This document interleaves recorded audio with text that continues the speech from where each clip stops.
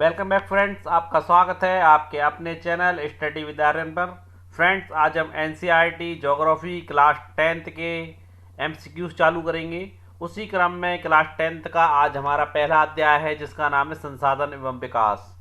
दोस्तों, मैं आपको बता देता हूँ, संसाधन के बारे में हम क्लास 8th के प्रथम अध्याय में पहले भी पढ़ चुके हैं, जिसका लिंक हमने डिस्क्रिप्शन में दिया है। इस अध्याय को समझने के लिए आप पिछली वीडियो को देख सकते हैं। इस अध्याय को समझने के लिए आपको पिछली वीडियो देखना आवश्यक है, तो आप लोगों से रिक्वेस्ट है कि पिछली वीडियो को देख लीजिएगा, जिससे आपको ये वाली वीडियो या ये वाला कंटेंट अच्छे से समझ में आ जाएगा। बिना टाइम वेस्ट किए स्टार्ट करते हैं अपना आज का कंटेंट या आज की वीडियो। उससे पहले आप लोगों से निवेदन है कि चैनल को सब्सक्राइब कर दीजिएगा और वीडियो को अंत तक पूरा देखिएगा। ओके फ्रेंड्स, देखिए दोस्तों, आज का हमारा पहला प्रश्न, संसाधनों के वर्गीकरण के संदर्भ में निम्नलिखित का मिलान कीजिए। देखिए, संसाधन के बारे में मैं आपको पहले ही बता चुका हूँ, आज फिर एक बार बता देता हूँ संसाधन क्या होते हैं। देखिए, वे प्रत्येक वस्तु जिसका उपयोग मनुष्य अपनी आवश्यकताओं की पूर्ति के लिए करता है वह संसाधन कहलाते हैं, और जिसको बनाने के लिए प्रौद्योगिकी उपलब्ध हो, जो आर्थिक रूप से संभाव्य और सांस्कृतिक रूप से मान्य हो। ओके दोस्तों, और मनुष्य खुद भी एक संसाधन है, क्योंकि वो प्रत्येक चीज को उपयोग करने लायक बनाता है। ये सारी चीजें मैं क्लास 8th में आपको बता चुका हूं। अब बढ़ते हैं अपने प्रश्न की ओर। संसाधनों के वर्गीकरण के संदर्भ में निम्नलिखित का मिलान कीजिए। देखिए, उत्पत्ति के आधार पर, तो कौन सा होगा आपका उत्पत्ति के आधार पर? उत्पत्ति के आधार पर संसाधनों का जो वर्गीकरण किया गया है उसके बारे में मैं आप लोगों को बता देता हूँ। उत्पत्ति के आधार पर हमारे संसाधन दो प्रकार के माने जाते हैं, जैव और अजैव। कौन कौन से माने जाते हैं? जैव और अजैव। देखिए, जैव के अंतर्गत आ जाता है आपका मनुष्य, वनस्पति, प्राणी, मत्स्य जीवन और पशुधन आदि आपका जैव के अंतर्गत आ जाता है। और अगर अजैव की बात करें तो अजैव के अंतर्गत तो अजैव संसाधन आपके चट्टान, धातु आदि होती हैं। अब देखते हैं समाप्यता के आधार पर, यानी कि जो चीज़ें समाप्त तो होने वाली है उसके आधार पर। देखिए, समाप्यता के आधार पर मैं आपको बता दूं कि नवीनीकरण योग्य और अनवीनीकरण योग्य, यानी कुछ ऐसे संसाधन हैं जो दोबारा नवीनीकरण किया जा सकता है, जबकि कुछ ऐसे ऐसे संसाधन हैं जिनका नवीनीकरण नहीं किया जा सकता। ओके दोस्तों, तो जैसे कि मैं आपको बता दूं, नवीनीकरण योग्य संसाधन है वे संसाधन जिनका नवीनीकरण शीघ्रता से यानी जल्दी से हो जाता है, जिनकी पूर्ति पुनः हो जाती है, जैसे सौर ऊर्जा, पवन ऊर्जा आदि। सौर ऊर्जा के बारे में मैं आपको बता चुका हूँ, सौर ऊर्जा असीमित है, क्योंकि जब तक सूर्य है तब तक ऊर्जा रहेगी, और सूर्य की उम्र भी आपको पता है 1 अरब साल। फिलहाल सूर्य की उम्र जो है 5 अरब साल की उम्र सूर्य अपनी प्राप्त कर चुका है, तो 5 अरब साल और है, यानी कि असीमित। पवन ऊर्जा की अगर बात करें तो हवा असीमित है, जिसे रोका नहीं जा सकता। ओके दोस्तों, इस प्रकार ये जो मैंने आपको ऑप्शन दिए, सौर ऊर्जा, पवन ऊर्जा, ये नवीनीकरण संसाधन के उदाहरण हैं। अब अनवीनीकरण संसाधन कौन से होते हैं? अनवीनीकरण संसाधन वे संसाधन होते हैं जिनका नवीनीकरण नहीं हो सकता, या फिर दोबारा नवीनीकरण या पुनः पूर्ति होने में हजारों वर्ष लगे, यानी कि वे वर्ष इतने हो कि मानव जीवन की अवधि से बहुत अधिक ज़्यादा वर्ष लगे। उम्मीद है आप समझ गए होंगे। अब देखिए, संसाधन स्वामित्व के आधार पर कौन कौन से संसाधन होते हैं तो मैं आपको बता दूं दोस्तों, स्वामित्व के आधार पर व्यक्तिगत यानी कि पर्सनली, इंडिविजुअल, सामुदायिक, राष्ट्रीय और अंतर्राष्ट्रीय, ये आपके संसाधन होते हैं। ओके दोस्तों, अब बात करें विकास के आधार पर संसाधन, तो विकास के आधार पर संसाधन आपके हो जाते हैं संभावी, विकसित भंडार और संचित कोष। संभावी कौन से दोस्तों? संभावी जो खोज लिए गए परंतु इनका उपयोग अभी तक नहीं किया गया है, वो आपके संभावी संसाधन कहलाते हैं। और अगर बात करें विकसित की, जिनका सर्वेक्षण किया जा सकता है, वो विकसित कहलाते हैं। ओके दोस्तों, और भंडार की बात करें, पर्यावरण में उपलब्ध मानवीय आवश्यकताओं की पूर्ति करने वाले संसाधन आपके भंडार के अंतर्गत आते हैं। दोस्तों, इस ऑप्शन में कॉमा लगाने की भूल हो गई है, मैं आपको बताता हूँ। तो संभावी, विकसित, भंडार और संचित अलग अलग हैं। भंडार के बारे में दोबारा बता दूं, पर्यावरण में उपलब्ध मानवीय आवश्यकताओं की पूर्ति करने वाले संसाधन भंडार कहलाते हैं। और संचित कोष क्या है? वह संसाधन जिनके उपयोग के लिए तकनीकी ज्ञान की सहायता ली जाती है, वो संचित कोष के अंतर्गत आते हैं। तो देखिए यहाँ पर कौन सा कूट आपका सही है, तो देखिए आपका कूट है सही, देखते हैं। पहले का आपका घाता एक्यूरेट बिल्कुल सही है, दूसरे का आपका गाथा बिल्कुल सही है, तीसरे का आपका खाता और चौथे का का, यानी कि यहाँ पर आपका ए वाला विकल्प बिल्कुल कूट बिल्कुल सही। आगे बढ़ते हैं अपने आज के दूसरे प्रश्न की ओर। तो देखिए, उससे पहले कुछ मैंने व्याख्या यहाँ पर शामिल की है संसाधन के बारे में।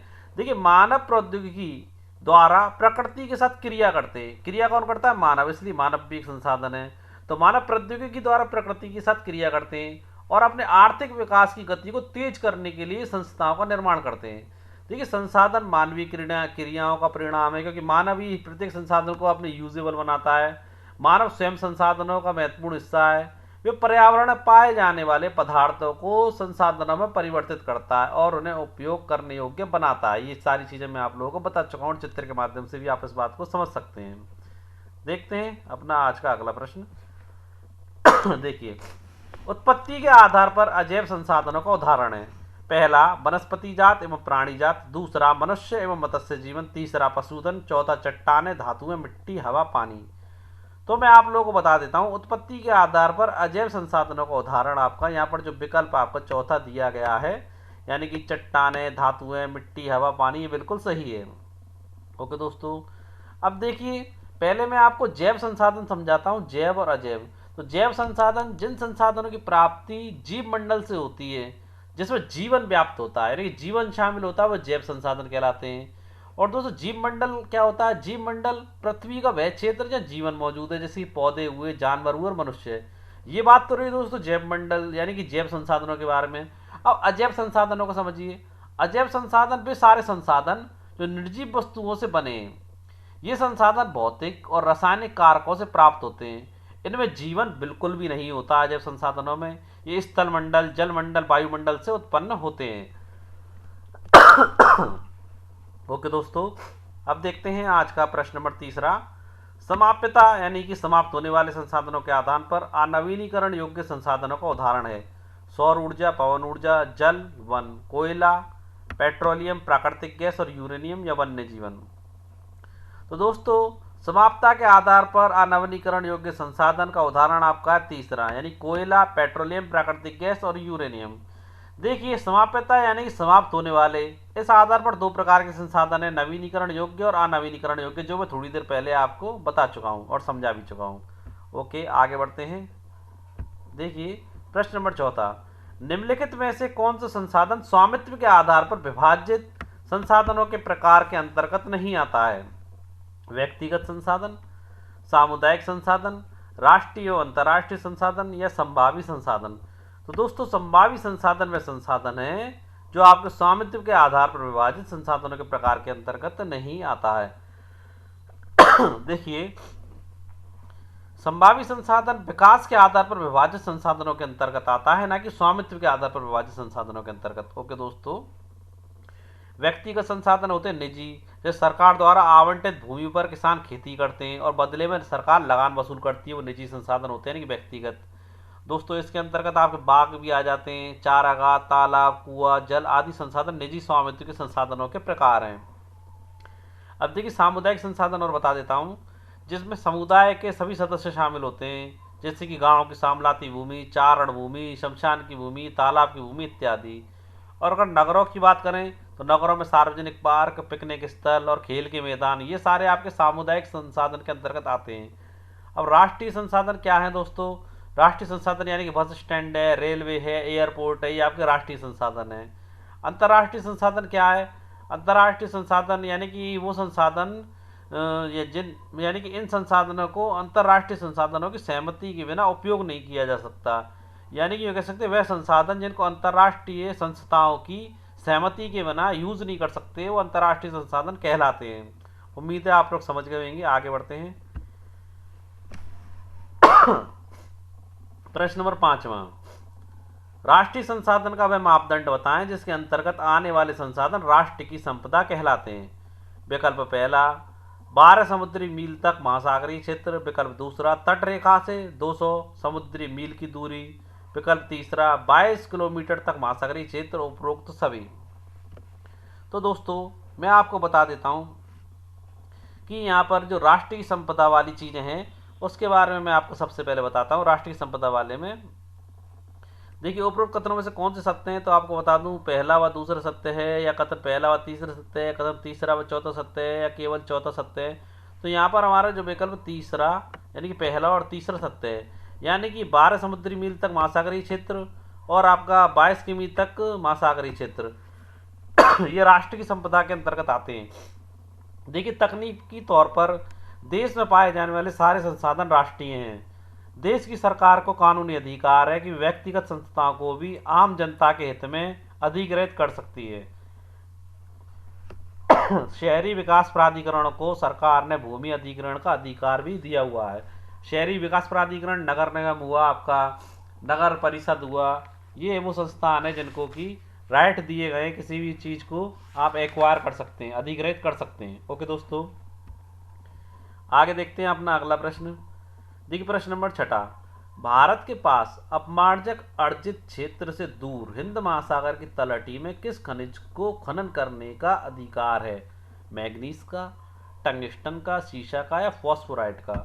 तो बता दूं, भारत के पास मैग्नीज ग्रंथियों का यानी कि मैग्नीज खनन करने का अधिकार है हिंद महासागर की तलहटी में। ओके दोस्तों, प्रश्न नंबर 7 देखते हैं। विकास के स्तरों के आधार पर वर्गीकृत संसाधनों के संदर्भ में निम्नलिखित कथनों पर विचार कीजिए।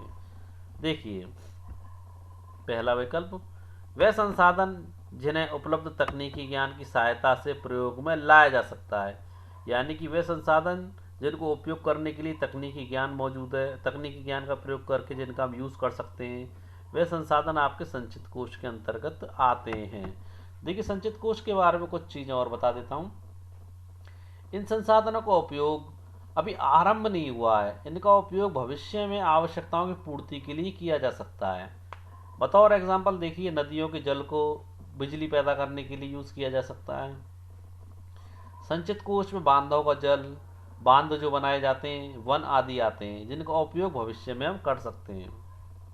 देखिए विकल्प दूसरा, पर्यावरण में उपलब्ध वे पदार्थ जो मानव की आवश्यकताओं की पूर्ति कर सकते हैं। दोस्तों, वह कोई भी चीज़ जो मानव की आवश्यकताओं की पूर्ति करती है वह संसाधन कहलाती है, फिर चाहे वो पर्यावरण में मौजूद हो या कहीं पर भी। तो यहाँ पर ये बात बिल्कुल सही है, परंतु उपयुक्त प्रौद्योगिकी के अभाव में उसकी पहुंच से बाहर है, भंडार में शामिल है। देखिए, भंडार का एक ऑप्शन देता हूँ, एग्जाम्पल देखता हूँ आपको। जल दो गैसेस से मिलकर के बना है, हाइड्रोजन और ऑक्सीजन, इन दोनों का यौगिक है जल।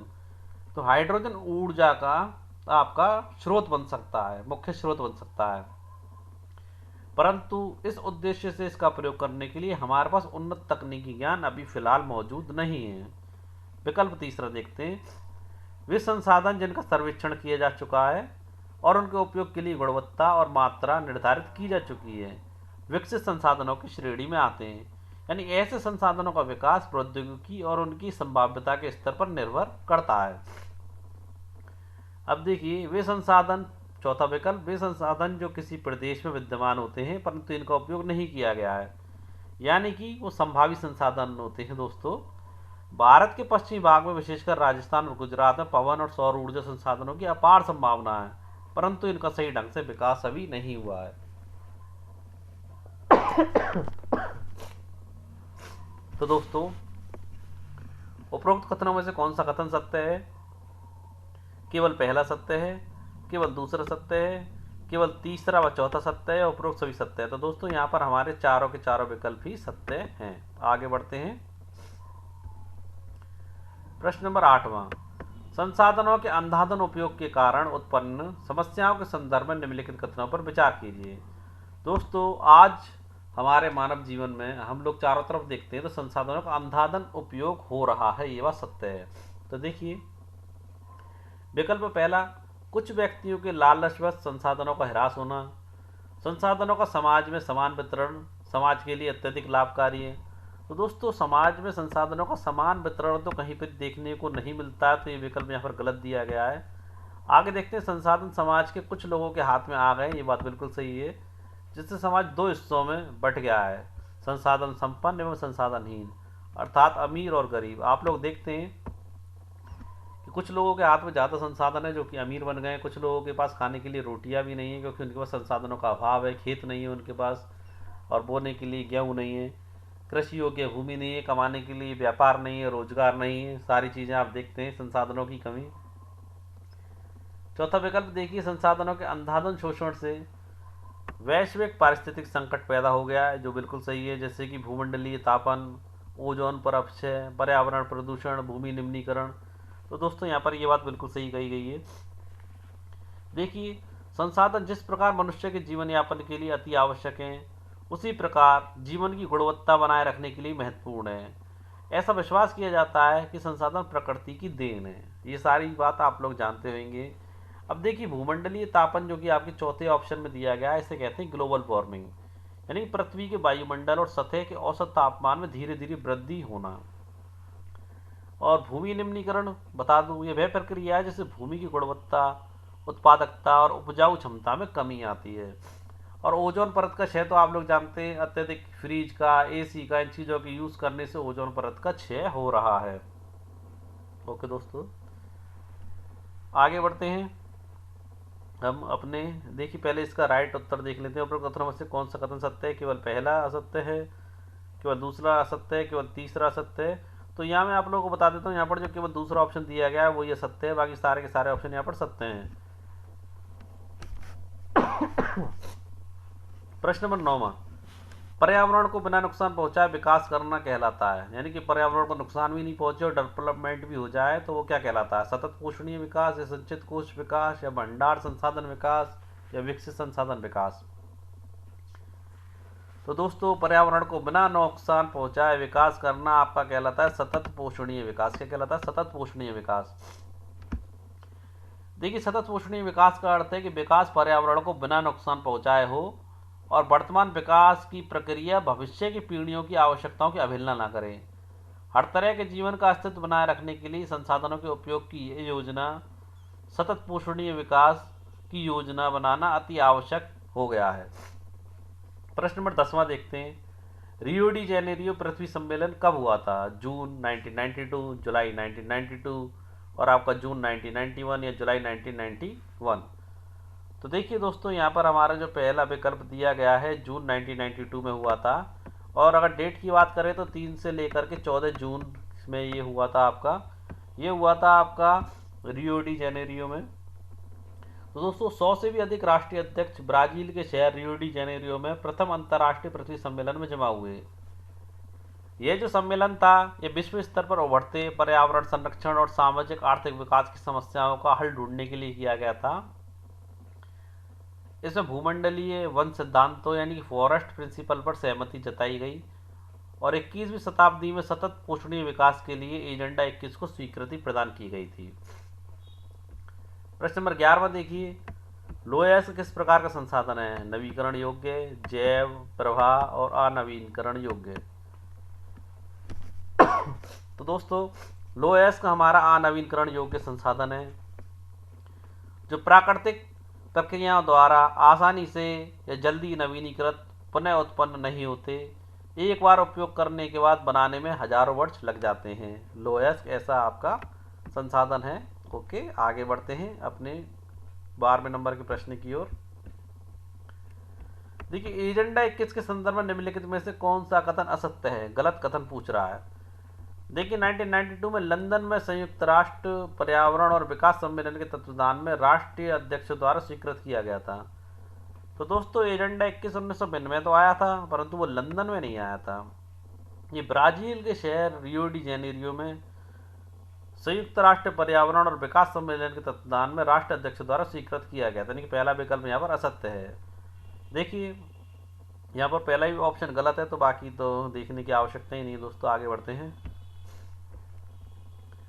प्रश्न नंबर 13, संसाधनों की उपलब्धता एवं प्राप्ति प्रदेशों के संदर्भ में निम्नलिखित का मिलान कीजिए, यानी कौन से संसाधन किस प्रदेश में पाए जाते हैं। देखो, खनिज और कोयलों के भंडार कहाँ पाए जाते हैं आपके? खनिज और कोयले के भंडार हमारे झारखंड, मध्य प्रदेश और छत्तीसगढ़ में पाए जाते हैं। देखिए, जल संसाधन कहाँ पाया जाता है अधिकतर मात्रा में? ये हमारा अरुणाचल प्रदेश में पाया जाता है। कहाँ पाया जाता है? अरुणाचल प्रदेश में। पवन और सौर ऊर्जा के लिए हमारे राजस्थान में काफ़ी विकल्प खुले हुए हैं, जिनका यूज़ अभी किया नहीं जा रहा, परंतु भविष्य में इनका उपयोग किया जाएगा। तो कूट की दृष्टि से देखें तो इस प्रश्न का सही उत्तर आपका होगा गा, खा और गा, यानी कि ए जो विकल्प यहाँ पर दिया गया है बिल्कुल सही दिया गया, यानी कि ए आपका यहाँ पर ऑप्शन बिल्कुल कूट सही है। देखिए, प्रश्न नंबर 14वां, संसाधन नियोजन के सोपानों के संदर्भ में निम्नलिखित कथनों पर विचार कीजिए। ओके दोस्तों, संसाधन नियोजन के संदर्भ में पूछ रहा। पहला विकल्प है देश के विभिन्न प्रदेशों में संसाधनों की पहचान कर उनकी तालिका बनाना। इस कार्य में क्षेत्रीय सर्वेक्षण, मानचित्र बनाना, संसाधनों का गुणात्मक एवं मात्रात्मक अनुमान लगाना व मापन करना। तो दोस्तों, संसाधन नियोजन के सोपानों में से सबसे बेस्ट विकल्प आपका है। और देखिए, संसाधन विकास योजनाएं लागू करने के लिए उपयुक्त प्रौद्योगिकी होनी चाहिए, यानी कि टेक्नोलॉजी होनी चाहिए, कौशल होना चाहिए, संस्थागत नियोजन ढांचा तैयार करना चाहिए। ये बात बिल्कुल आपकी सही है। संसाधन विकास योजना और राष्ट्रीय विकास योजना में समन्वय स्थापित करना भी आवश्यक है, जिससे तालमेल से संसाधन नियोजन के उपायों को ढूंढा जा सके। देखिए, उपरोक्त कथनों में से कौन से कथन सत्य है? केवल पहला कथन सत्य है, केवल दूसरा सत्य है, केवल तीसरा सत्य है, उपयुक्त सभी। तो यहाँ पर ये आपका घा वाला ऑप्शन आएगा। सारे कथन यहाँ पर आपके सही दिए गए हैं। देखिए, प्रश्न नंबर 15वां, संसाधनों के संरक्षण के संदर्भ में हमारे पास हर व्यक्ति की आवश्यकता पूर्ति के लिए बहुत कुछ है, लेकिन किसी के लालच की संतुष्टि के लिए नहीं। अर्थात हमारे पास पेट भरने के लिए बहुत कुछ है, लेकिन पीटी भरने के लिए नहीं। निम्नलिखित कथन किसने कहे थे?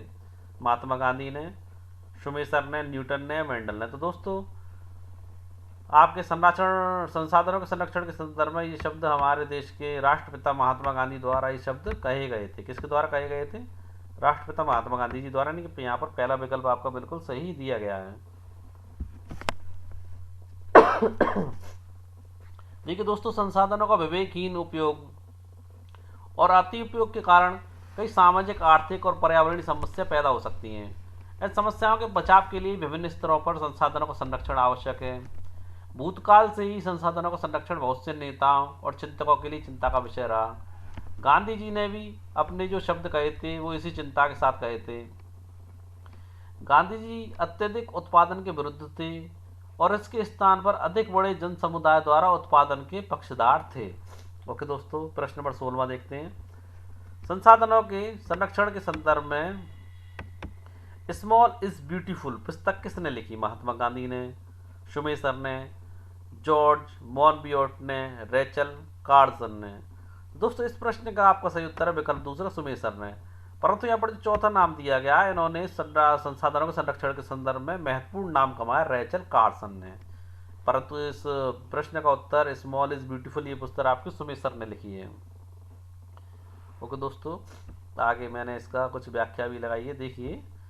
देखिए, अंतर्राष्ट्रीय स्तर पर व्यवस्थित तरीके से संसाधन संरक्षण की जो वकालत आपकी 1968 में क्लब ऑफ रोम ने की थी, और उसके पश्चात 1974 में शुमेसर ने अपनी पुस्तक स्मॉल इज ब्यूटीफुल में इस विषय पर गांधी जी के दर्शन की एक बार फिर से पुनरावृत्ति की। और आगे बढ़ते हैं दोस्तों, तो 1987 हम देखते हैं ब्रुंडसलैंड आयोग रिपोर्ट द्वारा वैश्विक स्तर पर, वैश्विक यानी कि पूरे वैश्विक स्तर पर संसाधन संरक्षण के मूलाधार योगदान किया था। इस रिपोर्ट ने सतत पोषणीय विकास की संकल्पना प्रस्तुत की और संसाधन संरक्षण की वकालत की। यह रिपोर्ट दोस्तों आगे चल के हमारा साझा भविष्य और कॉमन फ्यूचर शीर्षक से पुस्तक के रूप में प्रकाशित हुई। इस संदर्भ में एक और महत्वपूर्ण योगदान आपका जो रियो डी जेनेरियो में जो सम्मेलन हुआ था आपका पृथ्वी सम्मेलन ब्राजील में, उसने आयोजित अपनी महत्वपूर्ण भूमिका अदा करी। आगे बढ़ते हैं। देखिए, भू संसाधनों के संदर्भ में निम्नलिखित कथनों पर विचार कीजिए। देखिए, भारत में 43% भू क्षेत्र मैदान है जो कृषि और उद्योग के विकास के लिए सुविधाजनक है। बिल्कुल सही बात है। पर्वत पूरे भू क्षेत्र के 30% भाग पर विस्तृत है भारत में, ये बात भी सही है। तो केवल कथन पहला ए सही है, केवल कथन बी सही है, या केवल कथन ए सही है परंतु बी सत्य है, या कथन ए सत्य है और बी भी सत्य है? तो दोस्तों, यहाँ पर घा वाला ऑप्शन बिल्कुल सही है, क्योंकि यहाँ पर दोनों ही विकल्प जो दिए गए हैं वो सत्य हैं। दोस्तों, भारत में भूमि पर विभिन्न प्रकार की भू आकृतियां जैसे कि पर्वत है, पठार है, मैदान और द्वीप पाए जाते हैं। पर्वत जो है बारहमासी नदियों के प्रवाह को सुनिश्चित करते हैं, पर्यटन विकास के लिए अनुकूल परिस्थिति प्रदान करता है और पारिस्थितिकी यानी कि इकोसिस्टम के लिए महत्वपूर्ण है। देश के क्षेत्रफल का 27% हिस्सा हमारा जो पठारी है। आप लोग इस बात को लिखना चाहें तो लिख लेना, 27% हिस्सा हमारा पठारी है। क्या है दोस्तों? 27% हिस्सा हमारा पठारी है। इस क्षेत्र में खनिजों, जीवाश्म ईंधन और वनों का अपार संचय कोष देखने को मिलता है। देखिए, मैंने लगा दिया है, आप देख सकते हैं 43% भाग पर मैदान है। और आप पर्वतों की बात करें तो 30% भाग में पर्वत हैं। और पठार की बात करें दोस्तों 27% भारत के भूभाग पर पठार देखने के लिए मिलते हैं। ओके दोस्तों, आगे बढ़ते हैं। तो ये प्रश्न नंबर 18वां, भू संसाधनों के उपयोग के उद्देश्य, यानी कि भू संसाधनों का जो उपयोग है उसके उद्देश्यों के संदर्भ में निम्नलिखित कथनों पर विचार कीजिए। देखिए, वन वन निवल यानी शुद्ध बोया गया क्षेत्र। तो दोस्तों निवल बता देता हूँ, निवल क्या है। एक कृषि वर्ष यानी कि पूरी साल में जब कृषि करते हैं में एक वार्ड से अधिक बोए गए क्षेत्र को शुद्ध निवल बोए गए क्षेत्र में जोड़ दिया जाता है, वह आपका सकल कृषि क्षेत्र कहलाता है। यानी किसी खेत पर एक ही साल में 2 फसलें बोई जाती हैं तो उस खेत को सकल कृषि क्षेत्र की गणना में 2 बार शामिल किया जाएगा। यह शुद्ध बोए गए क्षेत्र में अधिक या उसके बराबर हो सकता है। ओके दोस्तों, देखिए कृषि के लिए अनुपलब्ध भूमि। तो दोस्तों कृषि के लिए अनुपलब्ध भूमि में आपकी 2 ऑप्शन आते हैं, जैसे कि बंजर तथा जो कृषि की योग्य भूमि नहीं है, ये भी हो सकता है। दूसरा गैर कृषि प्रयोजनों में लगाई गई भूमि, जैसे कि इमारतें, सड़क, उद्योग आपके आदि भी आपके आ सकते हैं गैर कृषि के लिए अनुपलब्ध भूमि, यानी कृषि के लिए जो भूमि उपलब्ध नहीं है। तीसरी बात करें प्रति भूमि के अतिरिक्त अन्य कृषि अयोग्य यानी कृषि की योग्य जो भूमि नहीं है, तो इसकी भी 2 चीज़ें आ जाती हैं दोस्तों। पहला ऐसा हो सकता है आपकी स्थायी चारागाह और अन्य गोचर भूमि इसमें शामिल होती हैं, जैसे कि विविध वृक्ष वृक्ष फसलें, उपवनों के अधीन भूमि जो शुद्ध बोए गए क्षेत्र में शामिल नहीं होती है। पड़ती भूमि उसको कहते हैं, पड़ती भूमि के अतिरिक्त जो कृषि योग्य कृषि अयोग्य भूमि है। अब डायरेक्ट पड़ती भूमि की बात करेंगे, वर्तमान पड़ती भूमि, तो पड़ती भूमि के अतिरिक्त अन्य पड़ती भूमि या पुरातन पड़ती जहाँ 1 से 5 वर्ष तक कृषि खेती न की गई हो, वो आपकी पड़ती भूमि कहलाती है। तो देखिए यहाँ पर आप देखिए कि भू संसाधनों के उपयोग के उद्देश्य आपके ये 5 हैं, वन, निवल, कृषि के लिए अनुपलब्ध भूमि, पड़ती भूमि के अतिरिक्त अन्य कृषि योग्य भूमि और पड़ती भूमि। तो देखिए उपरोक्त कथनों में से कौन सा कथन सत्य है, तो दोस्तों यहाँ पर घा वाला कथन सत्य है, यानी कि उपरोक्त सभी विकल्प यहाँ पर जो दिए गए हैं वो बिल्कुल सत्य दिए गए हैं। आगे बढ़ते हैं।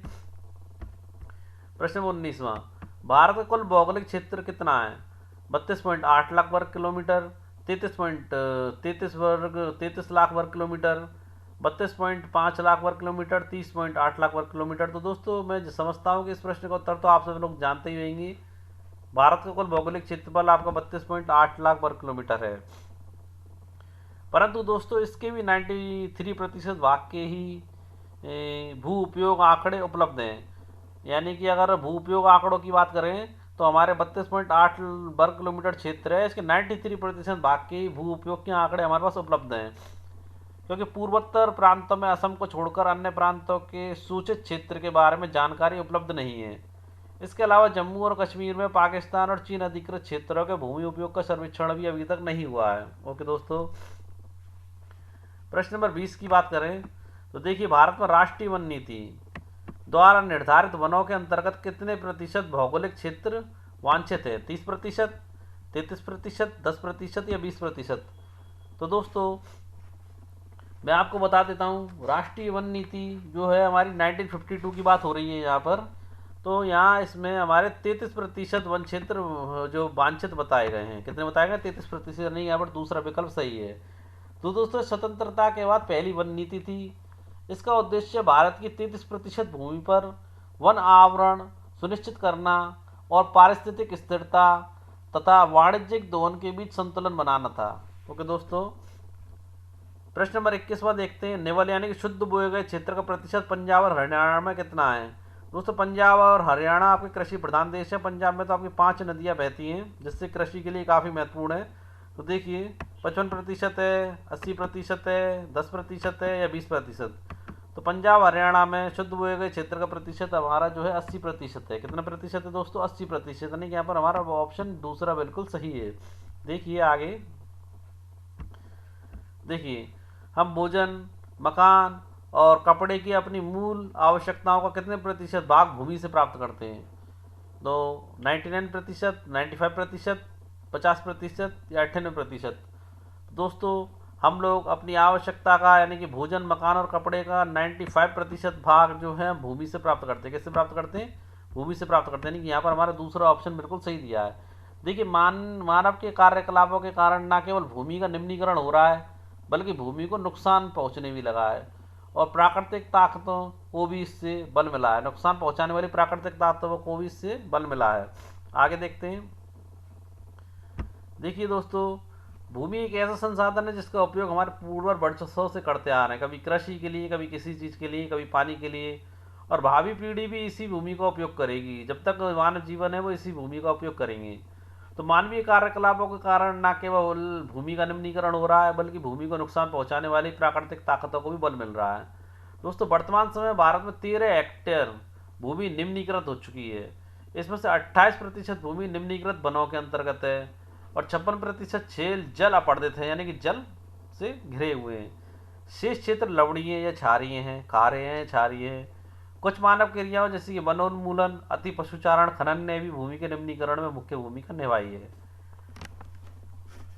दोस्तों, भूमि निम्नीकरण की समस्या को सुलझाने के बहुत सारे तरीके हैं, यानी कि ज़्यादा से ज़्यादा वनों को रोपा जाए और चारागाहों का उचित प्रबंधन किया जाए, जिससे इसको रोकने में कुछ हद तक हमें सहायता मिले।